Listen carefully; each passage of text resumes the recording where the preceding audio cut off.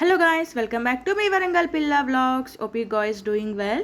మేము already 5:30 or 6 అయింది వరంగల్లో ట్రైన్ దిగే వరకు. సో ఇంకా ఈ రోజే అనమాట మా చిన్న మరిది ఎంగేజ్మెంట్. మేమందరము బస్లో ఎక్కడికి వెళ్తున్నామో గెస్ చేసి కామెంట్ బాక్స్లో కామెంట్ చేయండి.